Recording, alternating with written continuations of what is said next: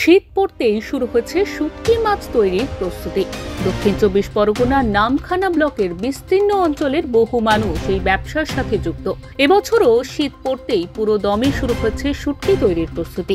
মাছ ধরার পর প্রায় ৪ মাস ধরে শুকিয়ে তৈরি করা হয় আমুদি লোটে ছুরি রূপালী চিংড়ি মাছের শুটকি। কিন্তু এবছর নদী থেকে তেমন মাছ না পাওয়ায় মাথায় হাত পড়েছে মৎস্যজীবীদের।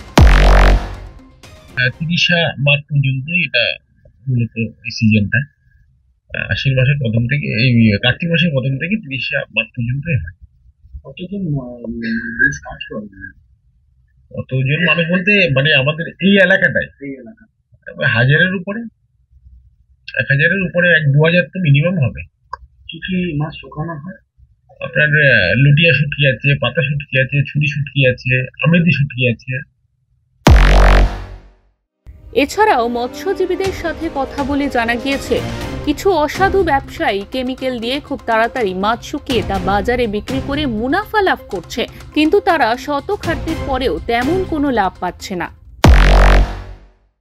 কিন্তু মৎস্যজীবী যারা তারা অরিজিনাল, তারা পয়সা কিন্তু কিছু পাচ্ছে না। যারা মৎস্যজীবী নয় তারাই টাকা পাচ্ছে, কিন্তু আমরা কোনো টাকা পাচ্ছি না। এবং আমাদের যে কাজকর্ম, আমাদের ফ্যামিলি, আমাদের বোন, আমাদের ছেলে মেয়েদেরকে নিয়ে এসে এই সাভারের মধ্যে আমাদেরকে খাটাতে হয়। ওরা খাটবে উপরে, আমরা জলের মধ্যে ৫-৭ দিন, ৮ দিন, 10 দিন করে জলে পড়ে থাকতে হয়। তার মধ্যে কেউ আমরা জীবনও হারাতে পারি, কিছু করার নেই। আমাদের জলের মধ্যে জীবন, আমাদের মধ্যে কত জীবন নষ্ট এইভাবে হয়ে গেছে। তার জন্য খুব কষ্ট করে আমরা এইসব ব্যবসা বাণিজ্য করি। এইসব মাছ মূলত বিক্রি হতো আসাম, ত্রিপুরা ও উত্তর পূর্বের বিভিন্ন রাজ্যগুলিতে, এবং একটা বিশাল অংশ রপ্তানি হতো বাংলাদেশে। কিন্তু এবছর বাংলাদেশের সাথে সম্পর্কে অবনতির কারণে ঠিকভাবে রপ্তানি হচ্ছে না শুটকি, যার জেরে ব্যবসায় বিশাল ক্ষতির আশঙ্কা করছে তারা। ব্যবসা বলতে বাংলাদেশে মূলত বাংলাদেশ, আসাম এইসব জায়গাতে মূলত শুটকি মাছটা বেশি যায়।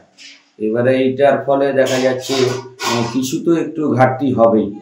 এটা যেহেতু একটা সমস্যার সৃষ্টি হয়েছে, তবে এই সমস্যাটা সরকার কি চিন্তা ভাবনা করছে, সরকারকে বলবো যাতে এই সমস্যাগুলো খুব তাড়াতাড়ি সুরাহ হয়ে যায়, তাহলে মানুষের রুটি রোজগার এবং প্রত্যেকটা উভয় দেশেরই সুবিধা, উভয় দেশেরই সম্পর্কটা সম্প্রীতি বজায় থাক।